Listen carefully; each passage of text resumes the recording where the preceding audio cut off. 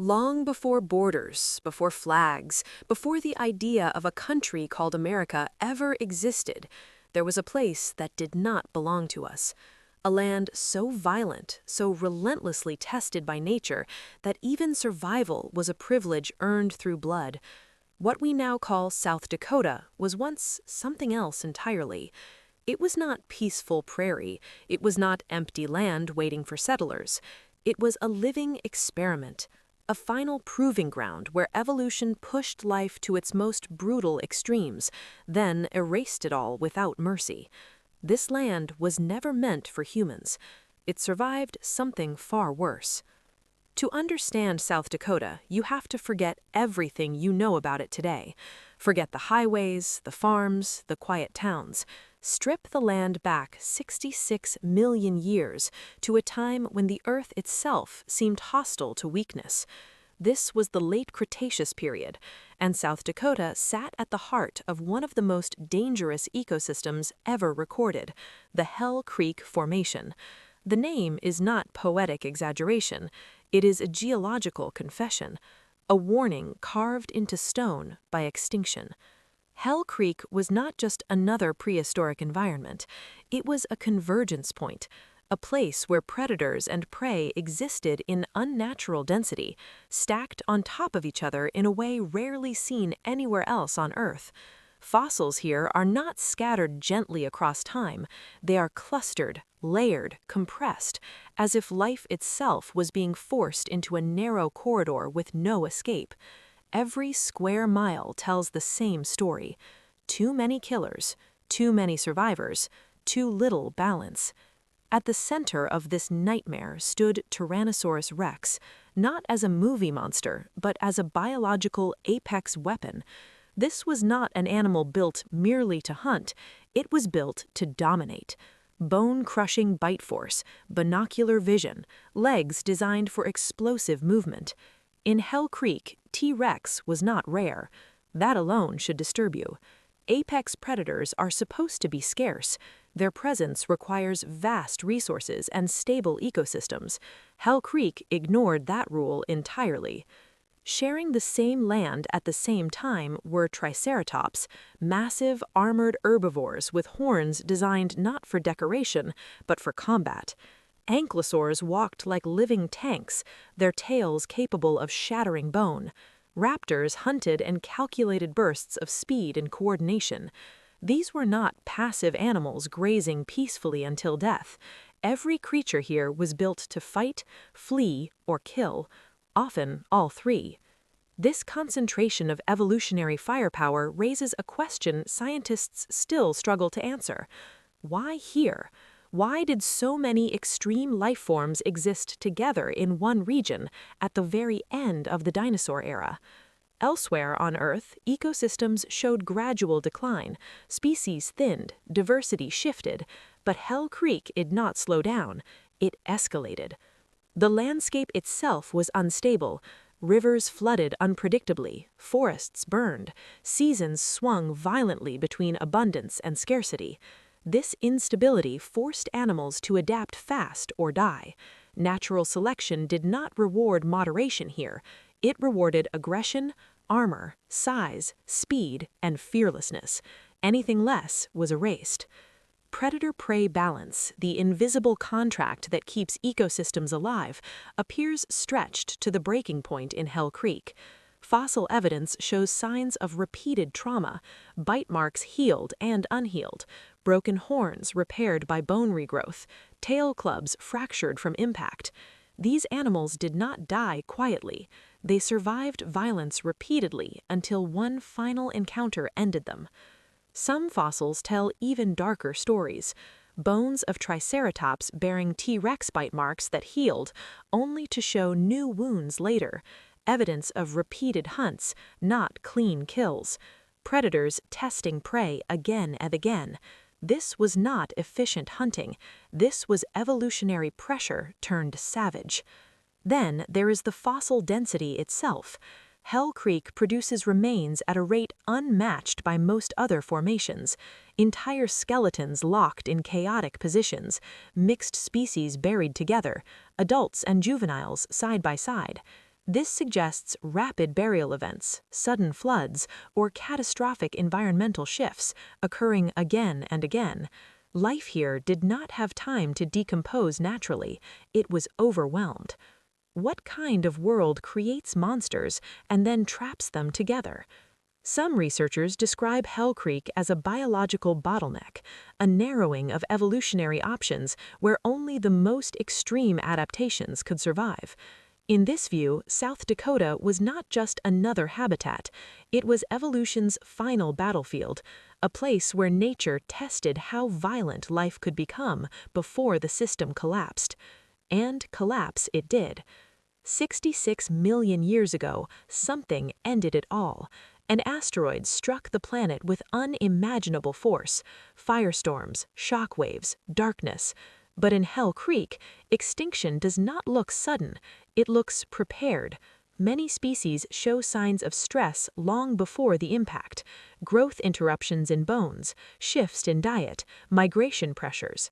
It is as if the ecosystem was already on the edge, already stretched beyond sustainability. The asteroid was not the cause of death, it was the final blow. Everything that made Hell Creek deadly also made it fragile. Too many apex hunters, too much competition, too little margin for error. When global conditions shifted, there was no room to adapt. The monsters vanished.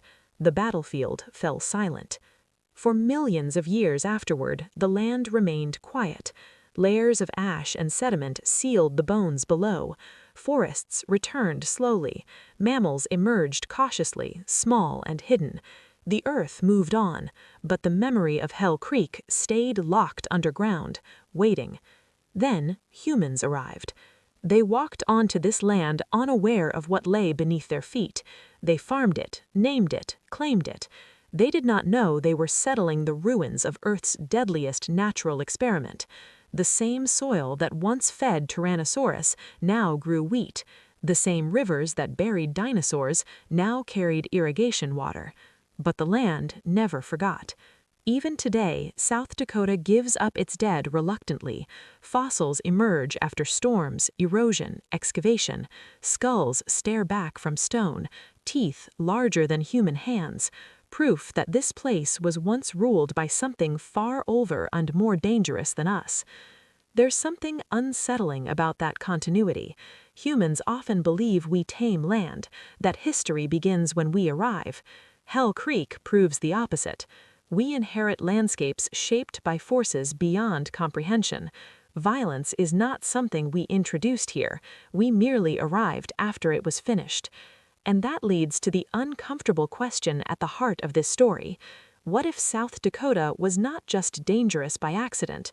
What if it was the end point of an evolutionary trajectory, a warning written in bone that ecosystems built on extreme competition eventually destroy themselves?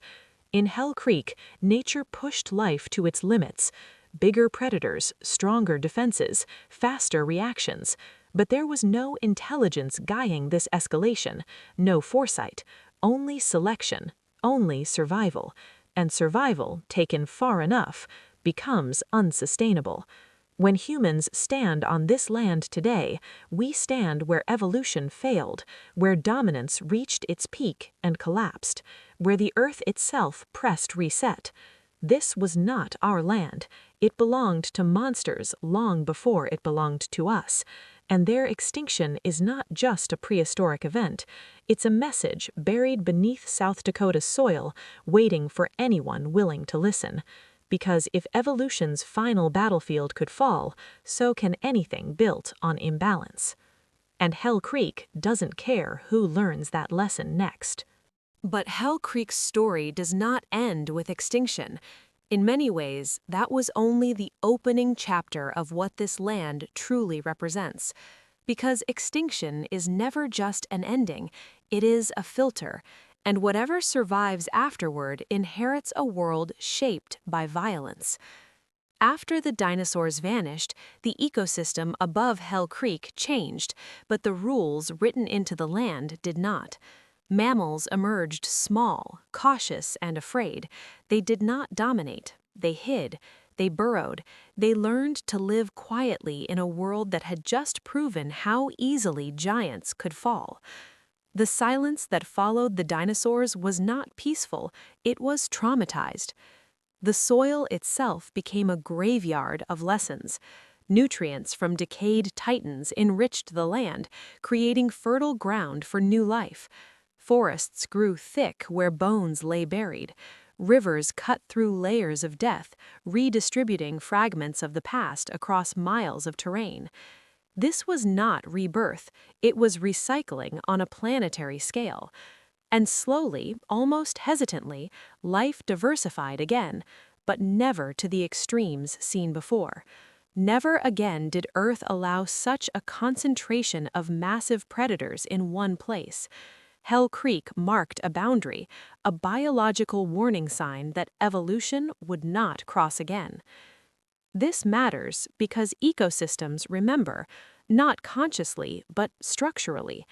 The geography of South Dakota, its plains, its river systems, its soil composition, was shaped by those ancient forces. Even today, the land behaves differently here. Erosion patterns expose fossils more frequently than elsewhere. Storms uncover bones as if the past is trying to surface. This is one of the few places on Earth where extinction refuses to stay buried. There is also something else that makes Hell Creek disturbing. Many fossils show animals dying not from starvation, not from age, but from sudden, violent events. Floods that swept entire populations into lowlands, ashfalls that choked forests, rapid climate swings that turned abundance into death within seasons. These were not isolated disasters. They happened repeatedly. This suggests that Hell Creek existed in a state of constant crisis. Life here did not stabilize, it endured. That distinction is crucial. Stable ecosystems optimize. Crisis ecosystems escalate. They push traits to extremes because moderation fails under pressure. In this way, South Dakota was not just dangerous, it was unstable by design. And instability breeds aggression. Predators in Hell Creek did not simply hunt weak prey, they targeted the strongest herbivores on Earth. Triceratops was not a passive animal, it fought back. Ankylosaurs were walking fortresses. Even young dinosaurs bore scars that suggest early exposure to violence. Childhood here was not protected. This kind of environment reshapes behavior. Animals grow faster, mature earlier, take risks, fight harder. There is no room for patience when survival windows are narrow. Hell Creek forced life to burn bright and burn fast. That intensity may explain why extinction hit this region so thoroughly. When conditions changed, there were no fallback strategies, no slow metabolism, no flexible diets. Everything was optimized for a world that no longer existed. And then humans arrived, carrying with them a dangerous illusion that they were the first to struggle here. Indigenous peoples who later lived on these plains developed deep respect for the land, often describing it as powerful, unpredictable, and not fully under human control. Long before fossils were studied scientifically, bones were found weathering out of the ground, massive ribs, teeth larger than knives, skulls embedded in hillsides. Stories formed, not of dinosaurs, but of ancient beasts, spirits, thunder creatures. Even without scientific language, the message was understood. This place had a past that demanded respect.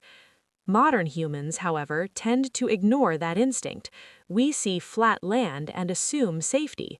We see open space and assume emptiness. But Hell Creek proves that openness can hide unimaginable density, that quiet landscapes can be built on chaos. There is a reason so many of the most important dinosaur discoveries come from this exact region. It is not luck, it is exposure. The land is eroding at a rate that constantly reveals its history, as if time itself is peeling back the surface layer by layer, refusing to let the experiment be forgotten. Every new fossil adds weight to the same conclusion. This was not a normal place. This was not a balanced ecosystem. This was a stress test. And stress tests reveal breaking points. One unsettling pattern is the lack of evolutionary transition beyond Hell Creek. Many species found here do not show gradual adaptation into the next era. They end abruptly. This suggests that the evolutionary path they were on had nowhere else to go. Bigger horns, stronger jaws, thicker armor.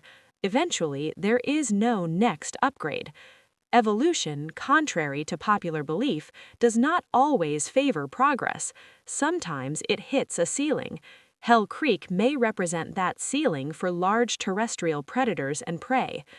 After this point, mammals never attempted to recreate dinosaur-scale dominance. Even the largest mammals that followed, the mammoths, the rhinos, the big cats, operated under very different rules: lower densities, greater caution, more flexibility, less brute force. It is as if Earth learned something from Hell Creek.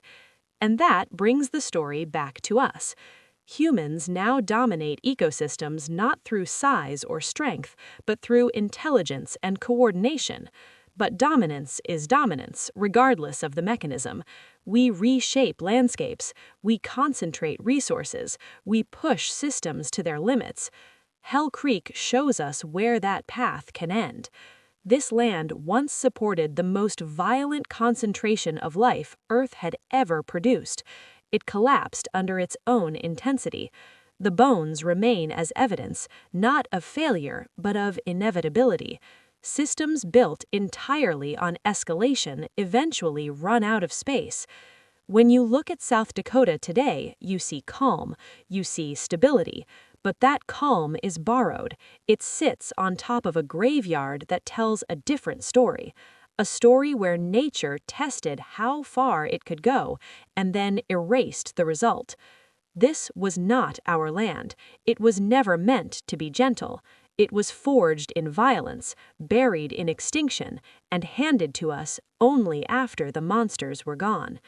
The real question is not why Hell Creek existed.